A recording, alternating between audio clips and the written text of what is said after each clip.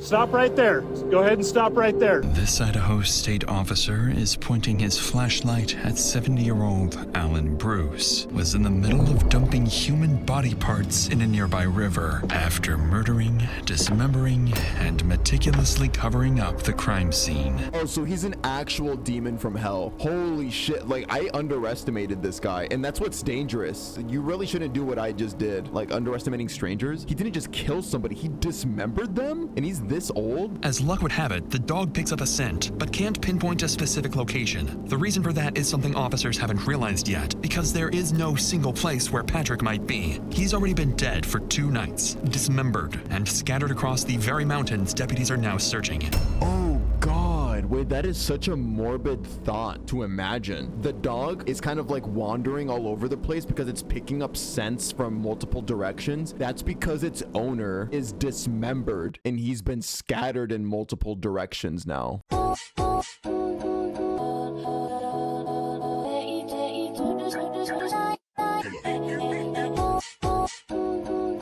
Hello, YouTube. In today's video, holy shit, we are basically watching a horror story today. Oh my god, holy jump scare. We are back with my goat, Dr. Insanity, for another disturbing, scary-ass true crime video that y'all can watch at midnight or at 1 a.m. I know that all of my audience here has messed up sleep schedules, so the title of today's true crime case that we're going to be watching is Cops Run into Secret Killer Dumping Body Parts into a River.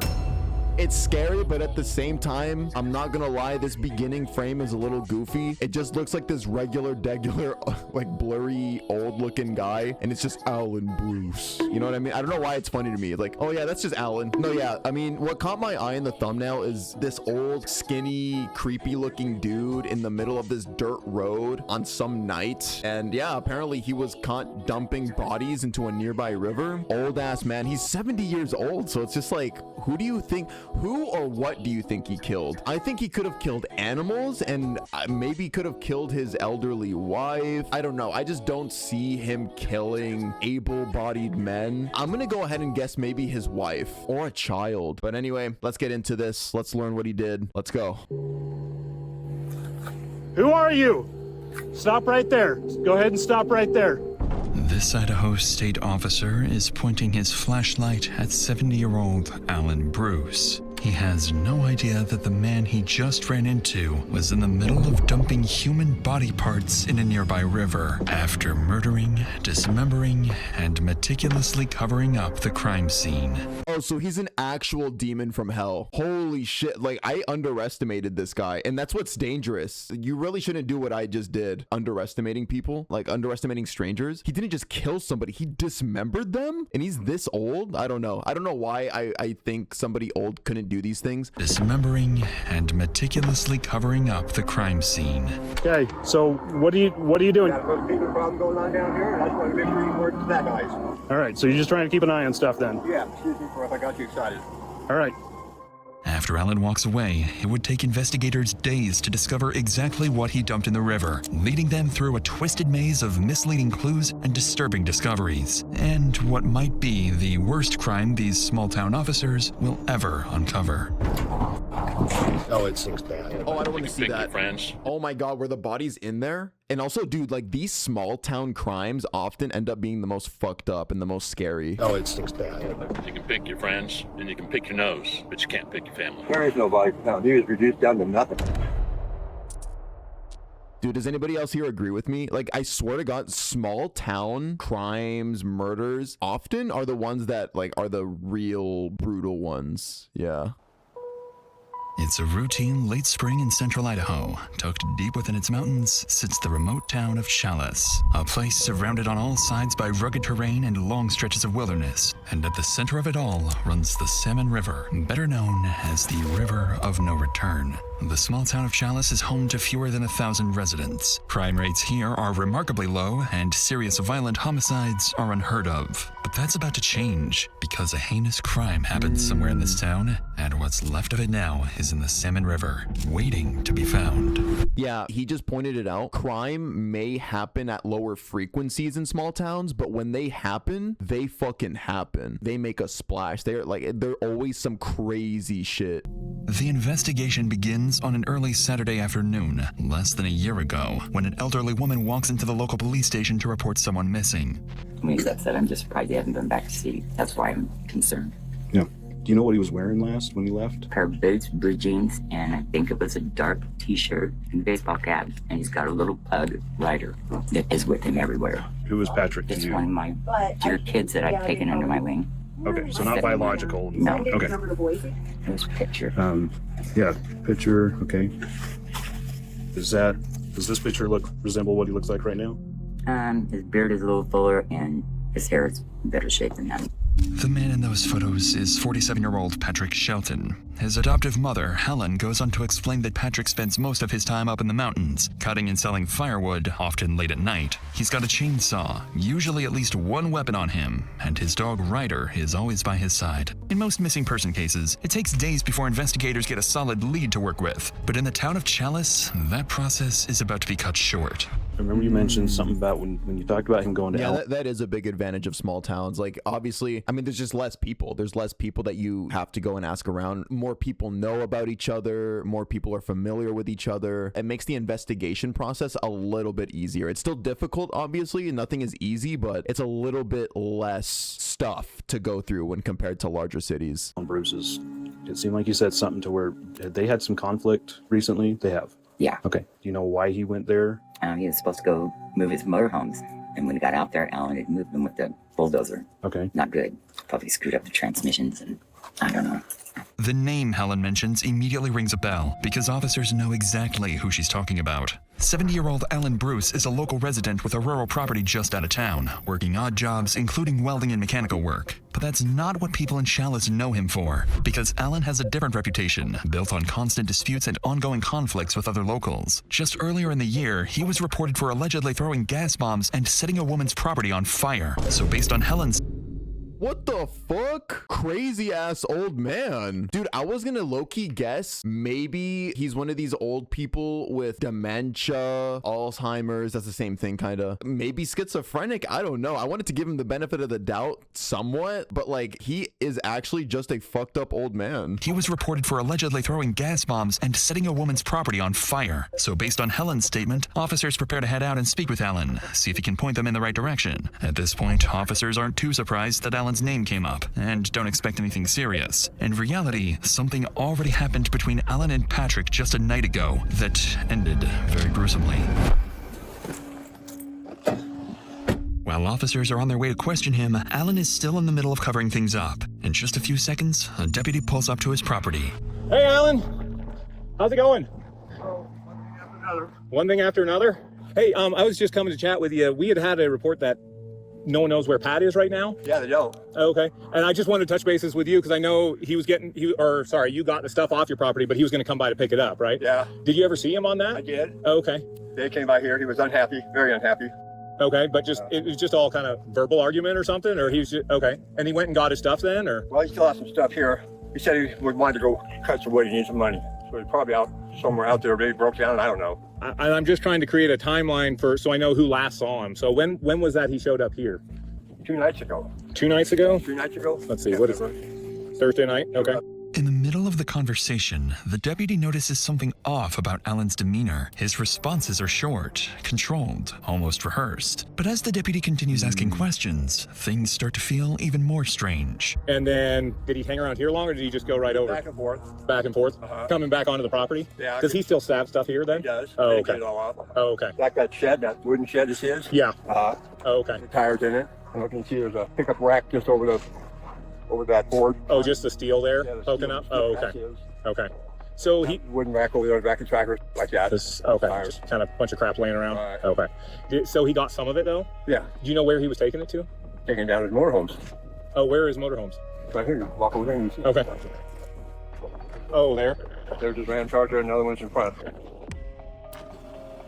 The motorhome Alan is pointing to does indeed belong to Patrick, but more importantly, it holds items that might explain what really happened to him. Alan goes on to explain that he moved Patrick's motorhomes himself because of the ongoing disputes and problems between the two, which sounds normal considering they're frequent business partners. But as the conversation continues, the deputy takes note of Alan's shifting body language and quietly requests another officer to the scene. He responds too fast. No, yeah, it feels like he's panicking internally, and that's why he's also like overperforming with his body, like being over communicative with his body. He's making it up as he goes and hoping that the cop buys what he's selling. Like, oh yeah, look officer, he went over there and over here. Shifting body language and quietly requests another officer to the scene. There's a noticeable tension in the way Alan carries himself. This is because while he's speaking to the deputy, his sole focus is on the barrels sitting just a few feet away, with Patrick's dismembered body parts hidden inside.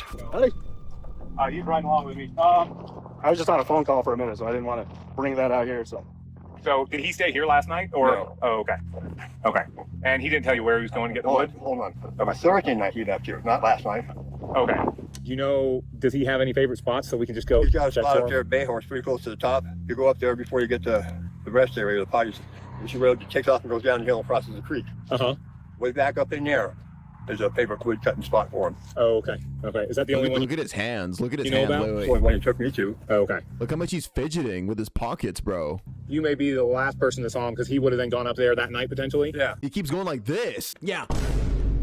Yeah. He's fucking tapping himself and shit. Yeah, officer. Yeah. Notably, Alan's demeanor shifts once again. With a second officer on scene, he becomes more composed and careful with how he answers questions. Despite this noticeable shift, Alan provides deputies with something useful, a location where Patrick might be. The place he mentions is a remote area about 20 miles out, near the so-called River of No Return. Naturally, it's somewhere deputies need to check, but before heading out there, they decide to take a quick look around the motorhome Alan pointed to earlier. A small decision that will give police something useful to work with later on.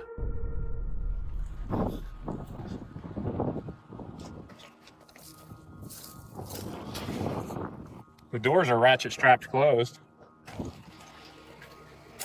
Looks like it's cut. Are these your footprints? No. Maybe take a photo of those. I'm calling it right now. We're gonna find suspicious like cleaning supplies in his shit that he used to clean the body. You know, that's an additional. I'm assuming Alan had to access it to put it in neutral. Or like to clean blood or something. Technically, you could be looking at unlawful entry.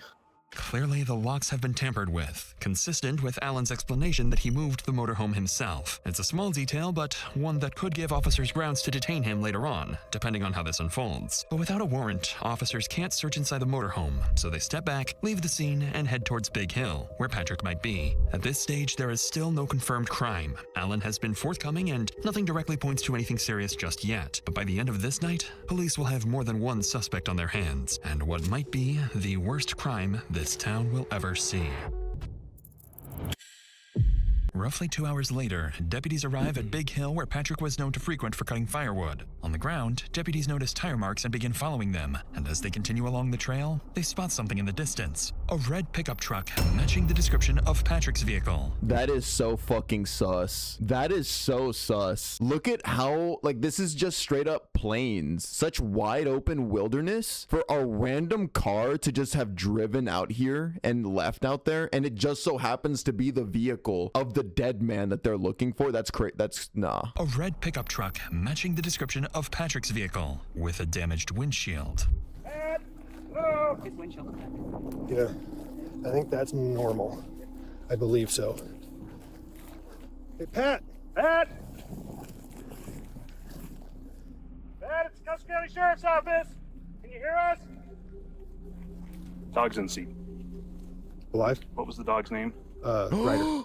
His dog's still in there? Wait, that's messed up. Wait, that's so sad. What if the dog is waiting for Patrick, but he's dead, bro? Dogs do that, you know? They wait for their owner. Dog's in seat. Alive? What was the dog's name? Ryder. Ryder, buddy. Ryder. Been awake? No, it's not moving. Dog's been in here a while. He's messed himself. Oh, he's moving. It's definitely a he, by the way. Oh, dude. Oh, you're okay. Oh. How long has the dog been out here? Yeah, it's probably starving. Gonna get you some water, okay? Oh my god. Dude, I'm gonna cry. Miraculously, Patrick's dog Ryder is still alive after 2 full days, but he's severely dehydrated. As deputies pull Ryder from the vehicle and give him water, they notice something else. If they didn't come, that dog was just gonna continue staying in that car because it's scared. It doesn't know where to go, and it was gonna starve. They notice something else. Patrick's chainsaw is missing from the truck, suggesting he might still be somewhere nearby. And while they discuss their next steps, Ryder suddenly begins reacting to something in the air. Dogs like Ryder have a sense of smell up to 100,000 times more powerful than humans, comparable even to trained police canine units. Without realizing it, officers have stumbled onto their strongest lead yet, and Ryder might guide them directly towards the answer they're looking for. Ryder's about to help them bust the case, bro. Poor buddy. What's up? No. So that makes me think he could be down lower if he would, because his chainsaw's not here. Yeah. He always has his Go down for a chainsaw. walk? I'm thinking so. That's okay. That's kind of cute. Somebody in chat said Ryder from Paw Patrol, and like that's kind of cute. Yeah. He always has his Go down for a chainsaw. walk? I'm thinking so. I'll go with you. I kind of want to walk down there and see if his behavior still points that way. Right. Let's walk him.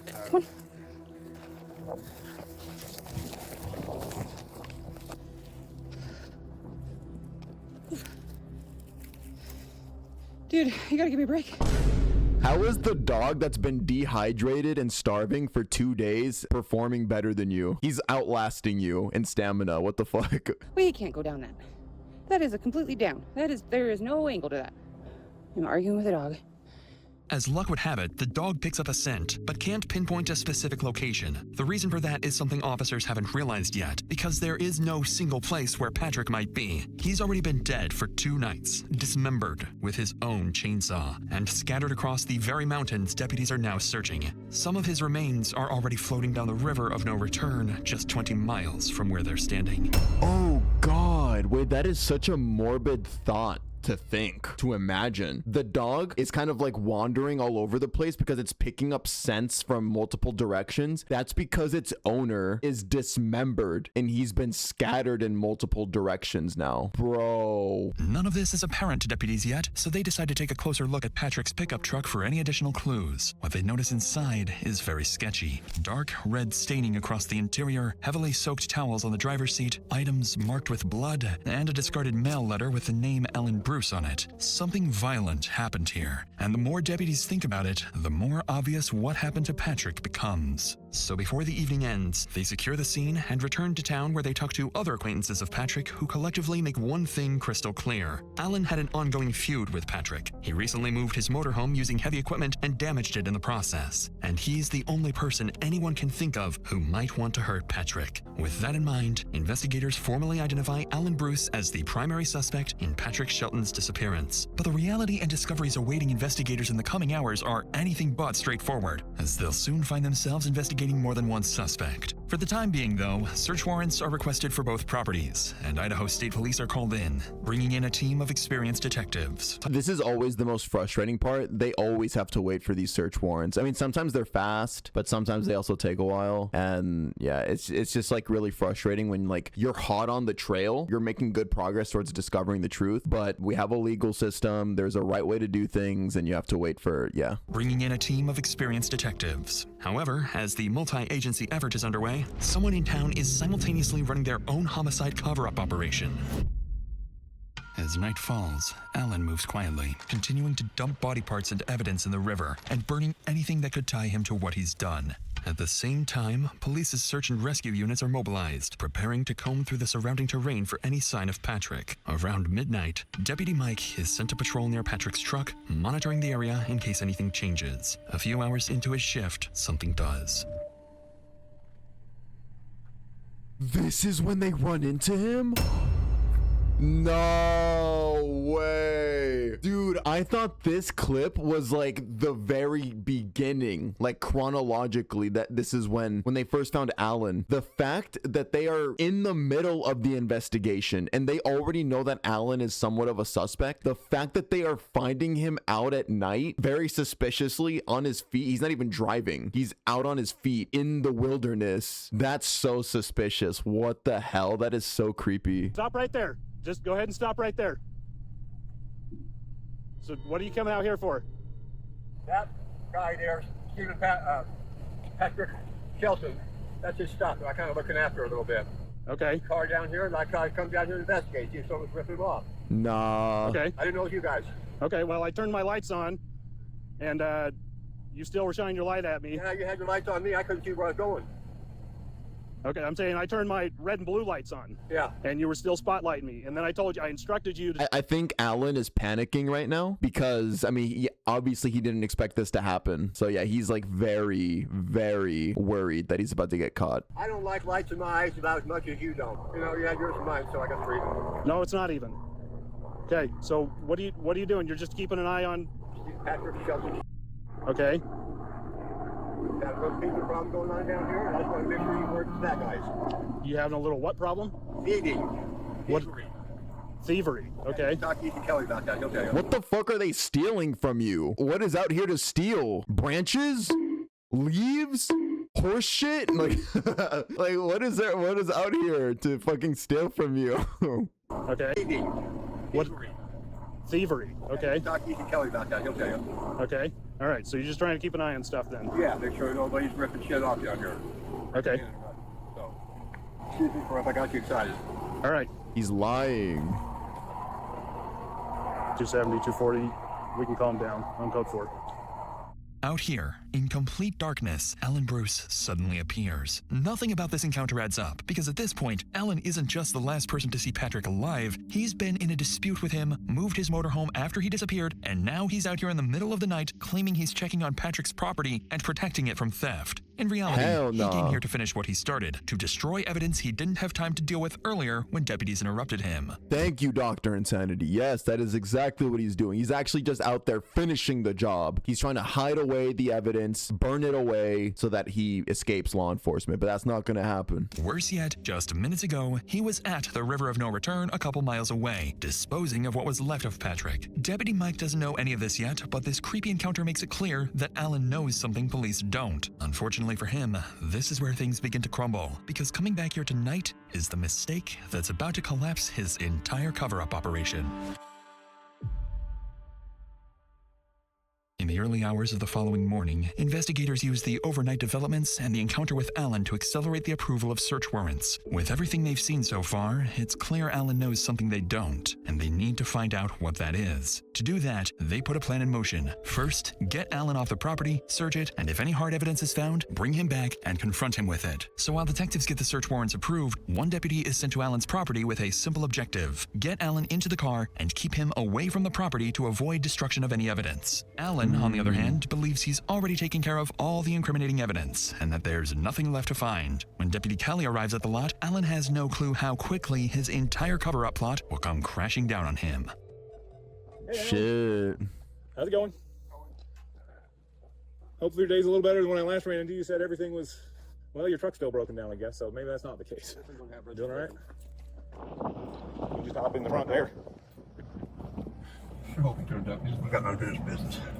Yeah, he still got stuff on your property too to get off too, huh? So, I mean, y'all were getting along for a while there, but then, what happened there even? He just started accusing you of stuff, or? Yeah. And there was nothing I could say to convince him that it wasn't. Well, I appreciate you being available to just chat with them a bit more there. They're the professionals. They've got questions I probably didn't ask you. Even as the deputy tries to subtly probe for more information, nothing useful comes out of it, and Alan sticks to his story. Interestingly though, Alan appears noticeably more relaxed, likely because he's confident that there's no way police can tie him to a crime. That's gonna be so funny when they catch him, and we're gonna see him in real time shit himself when he realizes he's fucked. But yeah, it is funny to see him acting so calm now, so calm, because he's like, yeah, burned everything, hit everything. I'm a mastermind. I am Light Yagami. Roughly 30 minutes later, deputies and detectives arrive at the property. While Alan waits inside his car, the discovery of the evidence he failed to cover up starts with Patrick's motorhome.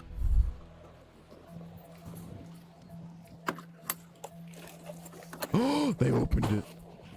Finally. Sheriff's office. Make yourself known.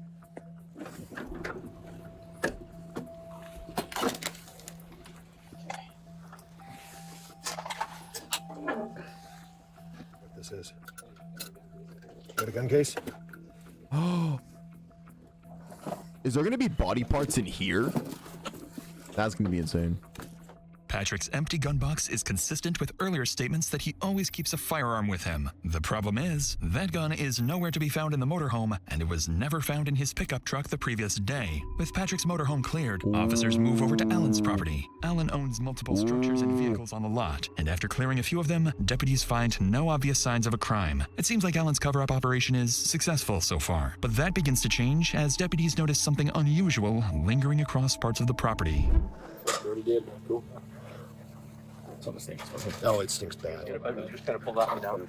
So we're just gonna hold on this trailer till we can get keys. If he won't give us keys, then we'll go from there. But we need to hold on this until we get that. Probably in that freshly moved. Do we want to call out the cadaver dog? Let's go ahead and do it while we're here. We've got it cleared. It might be the best way to get something to hold him. As the search continues, deputies can smell an odor of burnt meat across parts of the lot, but no clear source. After checking around the structures again and searching the open areas, they can't find anything. So, to pinpoint the source, deputies call in a cadaver dog trained to detect human remains. And a few minutes later, Police Canine Spy arrives Nah. Get Ryder back. Get the actual goat back. Get Ryder. My boy Ryder.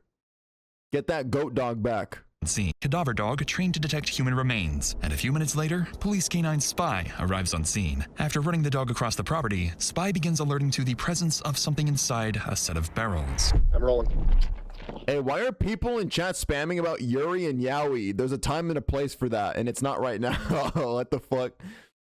Now is not the time for gay or lesbian anime porn, guys. Come on. Police Canine Spy arrives on scene. After running the dog across... Okay, it's not all porn, but you get my point. It's not all porn, but yeah. Lock in. Human remains. And a few minutes later, Police Canine Spy arrives on scene. After running the dog across the property, Spy begins alerting to the presence of something inside a set of barrels. I'm rolling. Cleaned out. Yeah. Oh, that is blood. Yeah. What the hell? Yeah. No, we got our window. Gonna burn moth. Latex gloves, windows. And doggy treats. I'm gonna get a backed up picture. Inside the barrel, officers begin to uncover what Alan tried to hide. Broken window glass of a car consistent with a bullet impact, latex gloves, and traces of blood on the filter of a vacuum cleaner. After searching other barrels, officers find night vision binoculars, Patrick's baseball cap. The fuck? Wait, he tried to vacuum up blood? Is he stupid? Is he dumb or is he stupid? Vacuum car consistent with a bullet impact, latex gloves, and traces of blood on the filter of a vacuum cleaner. After searching other barrels, officers find night vision binoculars, Patrick's baseball cap marked with blood, and most concerning of all, bone fragments and suspected human remains on multiple pieces of clothing. Bruh. Additional items are recovered as well, including ammunition and magazines, but no firearms, suggesting the weapons may have been moved or hidden somewhere else. Among the findings, detectives note the missing firearms, the lack of any intact remains, and the speed at which the scene appears to have been cleaned, something particularly peculiar, leading them to consider that Alan may not have acted alone. After these discoveries, Alan's property is officially treated as a crime scene. The area is secured and forensic examiners are called in to process the evidence. Detectives now have the hard evidence they need to confront Alan, but while they prepare to do so, an unexpected development happens when Alan's younger brother Larry suddenly shows up at the scene. Hours earlier, police received an oddly timed phone call from him, claiming that if anything happened to Patrick, it was his own fault. Not only that, Larry made additional statements about Patrick that led detectives to question whether they might be dealing with a second suspect. You know, he's been stealing shit of my brother's, and he said Pat's threatened him and waved a big ass gun at him. Somebody else said that he's a straight up thief. Lock in. But anyways, what I was actually gonna say is that this Larry guy might have helped Alan, because when you think about it, this is a lot of work for only one guy, and for that one guy to be like a 70-year-old man who's probably not very active. I mean, he was walking around at night, but you get my point. It's a lot of shit to do, so I feel like it wouldn't be out of the realm of possibility that this guy Larry, somebody younger, somebody more able-bodied, it would make sense for somebody else to have helped him. Straight up thief. Shelton's an opportunist. He's going to take advantage of anything that he can, you know, if he thinks he can get away with it. Okay, so he was kind of concerned Patrick might do something stupid, use a gun or something. Concerned Pat's going to kill him, you know. Right. On the call, Larry made it clear that Patrick was the aggressor and the one who had been threatening Alan, leading investigators to suspect he might know more than what he shared on the phone. So naturally, their suspicions rise when he arrives at the search warrant scene unannounced. Once detectives begin speaking with him, Larry seems confident he can prove that Patrick was the problem. Howdy. How's it going? And you are? I'm Alan's brother. Okay, I'm Sergeant Tuttle with the State Police. So obviously, your brother got himself in a lot of trouble.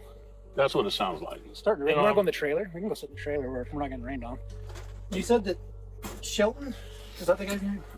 Patrick Shelton, yeah. Okay. And he was threatening your brother, right? Right. And so is that something your brother told you, or do you have other knowledge of that? That's something my brother told me. My brother said, hey, he pulled a pistol and waved it in my face and threatened me. And how long ago did your brother tell you that? About a week? That was probably about 2 weeks ago. Okay. You know, if somebody was waving a gun at me, you know, I'd probably be, you know, wanting to have something to defend myself too, you know. Right. But, you know, my brother had been asking Shelton to move for months. Okay. And Shelton was like, well, f you know, basically. So my brother took the little road grader, the little dozer, and pulled his stuff and put it out here on the other side of the fence. Stuff. Is this something your brother told you, or is this something you saw? As far as moving the stuff, yeah, I came by the day that he was moving stuff on the way home. What I'd done though, when my brother had moved the stuff just to try to get the pressure off of my brother, I texted Shelton and I told him, hey, I moved your crap off of my brother's lot. So then he texted me back when he got to town going, I got a beef with you. I mean, Shelton's a drunk and a dope fiend. Okay, so right here. Up, not getting your junk off my brother's lot. That was off Alan's lot. That was May 3rd. Okay. He goes, I'm broke down, trying to get a ride. When you said never mind. Dude, yeah. Somebody in chat says dismembering ain't self-defense. Yeah, there's like, that would not make sense. If this was actually a case of self-defense, like, oh, Patrick was the one threatening us and stealing shit. Okay, so you think it's a reasonable and believable response to not just kill him. Killing him is already crazy, but to then dismember his body? The fuck? Hell no. He goes, I'm broke down, trying to get a ride. When you said never mind, I moved it for you, give Alan back whatever you took it as. Yeah, he goes, who is this? Alan's brought the beef to me anyway. I don't have any of his. Well, Alan kept showing me pictures of stuff that was missing, you know, where it was and missing. And Patrick was like one of the only people in here. So, RT, I have a beef with you too. Okay. Let's bring your beef. We know who you are, drug addict. Just remember, you me with all of us. And I'd taken pictures from the sheriff's office parking lot thinking that, well, maybe he'd think I'm a sheriff and maybe he'd pack his, you know, or leave Alan alone and get the f out of town, you know. So I put, me with all of us, you'll lose. Best thing for you to do is pack up and leave Custer County and don't come back. Alan's brother goes on to pull up additional messages between him and Patrick. The messages he shares show the feud escalating over time, primarily over Patrick refusing to move his property off the land and accusations that he'd been stealing from Alan. As detectives read through them, oh, you know what? In towns like this, arguing over land and where you put shit is so common, I swear. Where it's like, hey, because they don't just buy homes over there. They buy property, like acres of land. So there's often disputes over like, oh, you can't put that here. That's my territory or some shit like that. Yeah, that happens a lot. So this seems to be a case of basically community neighbor beef that escalated too far. It becomes clear that Alan's brother accusations that he'd been stealing from Alan. As detectives read through them, it becomes clear that Alan's brother wasn't just aware of the conflict, he was involved in it at some point. This only adds to investigators' suspicions, so instead of continuing to circle around it, the detective says exactly what he's thinking. Yeah, it's... Ain't no sign of Shelton though, huh? Find a body or anything? Or? There's signs of Shelton, just not living signs of Shelton. One of the things I'm trying to wrap my head around is, I'm like, how did he do that by himself? He's not a very big guy. Like, how would he move things around without somebody helping him? Like, if he, let's just say that if he shot Shelton and took him somewhere and dumped his body, who would he call to help him? I have no fucking clue. I mean, he wouldn't call me. Right. That's what I'm saying. Does he have good friends that... I don't know. I don't know what he's capable of, you know? I mean... Right. I don't know anybody that would help him move something, you know, help him commit a crime, you know? I mean, my wife would shoot me if I helped him, you know? How long you been married? Since 2016. Yeah, she murdered you. 9 years. Last night she's like going, well, this and that, you know, and what if it was Alan? What if he comes and kills us in our sleep, you know? I was like, you know, because, I mean, she was watching that Criminal Minds for a long time, you know, after she retired from... He's talking way too much. Now that the subject is about, oh, did you help him? He's doing way too much. He's yapping way too much to try and convince us that, you know, he's not involved. I think this dude is involved. DA, you know, it's like, you know, serial killers, you know. Tell her bad is Custer County. You know, don't worry about serial killers. When it's all said and done, everybody will know everything. You can pick your friends and you can pick your nose, but you can't pick your family. On that interesting remark. What the fuck? Boy, shut your stupid ass up. What? And you can pick your nose, but you can't pick your family. Wait. Everybody will know everything. You can pick your friends. You can pick your friends. And you can pick your nose. You need to pick your nose. But you can't pick your family. But you can't pick your family. Bitch, what the fuck are you even saying? Wait, dead ass though, what was he saying there? What was he even yapping about right here? What was the point of this quote? Bro saw that shit in a video game or something and just wanted to say it. He just spammed his ult. He just wanted to say it like... On that interesting remark, Larry shifts from defending his brother to no longer being certain and begins to see... Oh, okay, that's what he's saying. So he was defending Alan originally, but now he's saying, hey man, you can't pick who your family is. things the way investigators do. With nothing else to add, police wrap up the interview with Larry, still uncertain of his involvement. Now they can finally turn their attention back to Alan, who's still sitting in the car, completely unaware of what's just been uncovered on his lot. At this point, investigators have enough to place Alan under arrest and pursue homicide charges. The problem is, they don't have a body, and they don't have a confession, both of which are critical in building a solid case, especially when it comes to proving exactly what happened and how. But with the evidence discovered on his property, this is their best chance to confront Alan directly and push for a confession. The stakes are extremely high. If Alan plays his cards right, a skilled defense attorney can create just enough reasonable doubt to get him out of this scot-free. We've got a cadaver dog hitting on other spots on the property that have bone fragments. And the only thing that dog is trained to hit on is dead humans. You know, there was only 2 people here that night, you and him, right? There's nobody else that I can talk to. Can't find him. And if you didn't do it and somebody else did, can you point me in the right direction? I can't do that. I don't know anybody else is out here. No, that's like I said, I don't either.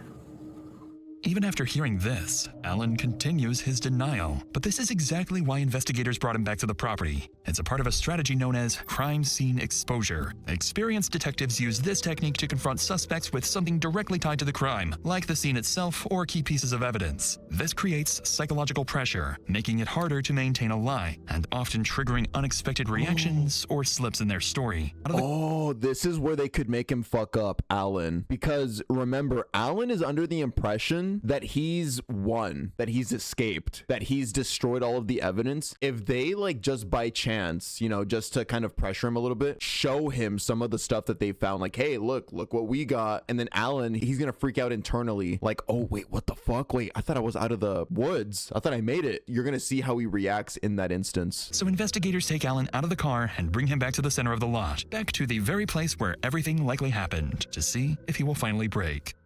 Well, we want to be able to tell the prosecutor you helped us every which way you could. I can conduct my case and go to prison for the rest of my life. What? I don't know. I can't tell you what. I can't tell you what. I gotta go through the jury trial now. You don't have to go through nothing right now. Yeah. So the way it works here is he doesn't feel like we should let you stay free, right? So we're still going to continue to investigate this case with your help or without your help. We're still going to dig through it. Yeah. I mean, there's still some things that like concern me, like, and I don't know if you were asking about like who drove the truck up in the mountains. Nobody drove it. I towed it up there. Oh, you towed it up there? Yeah. Okay. With which vehicle? My dog. Okay. Patrol barn and towed it up here. Oh, okay. What'd you do with the dog? Left it in the truck. I was in dispatch, but they're not to see the truck. Maybe yeah. Oh, the dog didn't do nothing. I didn't want to kill it. Yeah. I didn't do nothing. Yeah. So, like, yeah. I mean, we're in a rock and a hard place right now, right? It's where we've been all day. It's where we're going to continue to be until we can completely wrap this up and figure out what the hell actually happened. Well, before you take it, I'd like to lock on this up. Okay. Well, yeah, we're not going to leave this unsecured. I mean, we'll lock it all up and bring in the keys. Close the gate. Yeah. They didn't call. Well, that's part of it, but you also destroyed some evidence. Damn, wait, he just hit him with it. Wait, look at that shit. Well, that's part of it, but you also destroyed some evidence. You also destroyed some evidence, just straight up to his face. Oh, damn. Wait, let's see how he responds. What would you do? I don't know. I've never been in that situation. Alan, dude, come on. Did you burn a body? Come on. Yeah, I did. What? What? Wait, what? Dude, you burned a body? Come on. I'm sorry, the way he phrased that sentence in question. Wait, they're just hitting him with that shit? Look at Alan's face. He's like, ah. And you didn't tell anybody. So, like, look at it from our point of view. You know, we do the right thing for Patrick's family. You know what I mean? We gotta try to find that body. You know, we gotta do the right thing for his family. There is no body now. He was reduced down to nothing. Nothing. Did you chop him up? No, I threw him in a burn barrel with a bunch of wood underneath him. Yeah, I chopped him up. I took a chainsaw to him. Okay, where's the chainsaw? Oh, so he's just coming clean so casually. Oh yeah, nah, he's reduced to nothing. He's reduced to atoms. And I took the chainsaw to him. What? Jesus. Yeah, I chopped him up. I took a chainsaw to him. Okay, where's the chainsaw? It's gone. It's gone. Did you throw it in the river? I got rid of it. I burned it. You burned the chainsaw? Yeah. Is it in the barrel? And I've never chainsawed a body, but I think there would be like blood and skin and gristle and stuff. You know. Yeah, it was ugly. And so, like, where's that at? Like, how did you clean that up? Took a shovel and rake, raked up everything I could, walked it down with a hose, and put Clorox on it. And the chainsaw's where? Keep a burn barrel and burned it last day.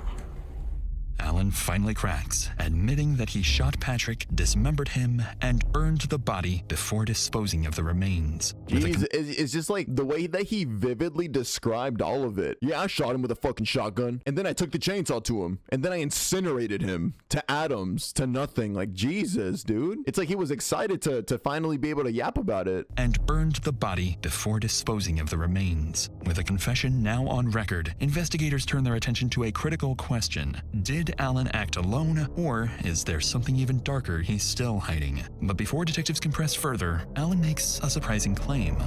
He came up with that pistol. We're gonna do it. And we're not arguing. We're not arguing that point. Bullshit. If it was a case of self-defense, he would have threw that in there immediately. But notice how some time passed since he came clean, and now he's throwing in, oh, but he was gonna shoot me. He brought a gun. He's just trying to save his own ass now. He's trying to lessen his sentence. What you did with the body, how you did it, and where it's at, if there's anything left. Not much. Did you have any help with it? I see if you shoot, shut up, and shovel. Do you see our point? I mean, what we're trying to do at all, Alan? I tried to hide it and get away with it. Yeah. Shit. And like I said, we're just trying to, get some closure for his family and present the picture so that everybody understands why you did what you did. He said, you better pull the trigger. Mother things come up the gun. At that point, it was me or him, but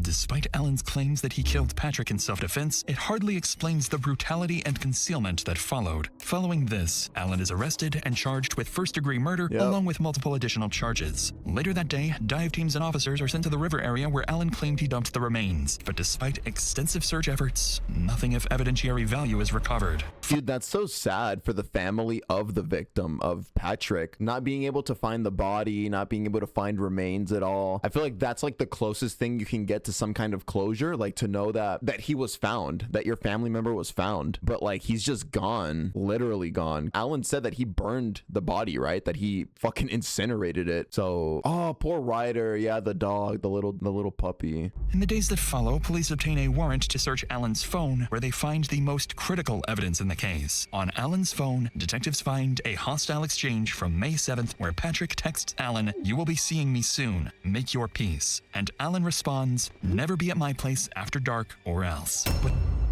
oh shit, wait, was it actually self-defense? Wait, no, okay, wait, before I let it continue, even if it was self-defense, that's just too excessive. The whole dismembering, burning it, spreading body parts around, that's where it gets weird. Like if it's self-defense, like truly 100% self-defense, you would kill him, Patrick, and then you would want to call the cops. Like you would call the cops like, hey, I just shot somebody, it was self-defense. But the fact that Alan tried to hide everything, I don't know, it makes it really seem like he himself knows that this was an unreasonable response. And Alan responds, "Never be at my place after dark or else." But it's in the camera roll where they find what they had been unable to locate for days. A photo of Patrick, dead inside the cab of his truck with his silver pistol next to him. The photo was taken at 6:25 a.m. on May 8th. When asked about it, Alan claims he took the photo as proof, in case he ever needed it. Proof for what? What do you mean proof? To show his buddies? Like, to be cool to them? Like, see guys, I'm not kidding. I actually did kill this guy. A couple months later, in July 2025, police receive a call from fishermen reporting a burn barrel floating in a different area of the Salmon River. Officers and divers recover the barrel and transport it for forensic examination, but no human remains or items linked to Patrick are found inside, likely because everything had already been destroyed or lost in the River of No Return. As for the missing firearms, investigators later uncover both the rifle and Patrick's silver pistol at the residence of an associate of Alan. The man claims Alan brought the weapons to him, asking him to sell them. And with no evidence tying his associates or his brother to the homicide or the cover-up, investigators determined that Alan acted alone. In October 2025, Alan's initial charges were reduced to second-degree murder and destruction of evidence after Alan entered an Alford plea, meaning he maintains his innocence while acknowledging that prosecutors have enough evidence to convict him. In November 2025, a judge denies Alan's last-minute attempt to withdraw the plea and sentences him to 20 years in prison. He must serve at least 10 years before becoming eligible for parole. I mean, that's basically the rest of his life. He's 70 years old, 20 years in prison. He's gonna be 90. I doubt he's gonna... I mean, it'll be a miracle if he makes it out of prison, you know, and he's still alive and able-bodied. So yeah, that's basically a life sentence to me. But hey, okay, so that's the end of the video. I really just want to re-emphasize that prayers go out to the family. When you can't find any remains of the body of your family member, there's just like no closure in that, you know? I feel like it's morbid, but if my dad, if my mom, if my brother, God forbid anything happened to him, but if something did, I would want to know that their remains were found. I wouldn't want to see them, obviously. I don't want to see them in that state, but to know that they were recovered from the harsh conditions of the wilderness of nature, that would give me some peace in my head. Again, I'm not super religious, but I mean, it, you know, to be able to put the remains in some kind of coffin or to maybe cremate them, it kind of makes me feel like, okay, you're sending them off into the next life, into the afterlife. So yeah, when you can't find any remains, I feel like that takes away any form of closure that you're able to get. I don't know. It's just, I think it's a really sad outcome. Oh, and then the dog too, Ryder. Ryder was, dude, it broke my heart seeing Ryder, the dog of Patrick, still in the car after 2 days. Still in the car. I forgot if the windows were down. If the windows were down, that would have meant that the dog was just simply waiting. The dog could have left to look for food, to look for water, but it didn't, and it was there just waiting for Patrick to come back. That breaks my heart. I just love dogs, man. I love dogs so much. So yeah, that's the end of today's video. Thank you so much for watching, YouTube. Rest in peace to Patrick. I'll see you guys in the next video. Peace out.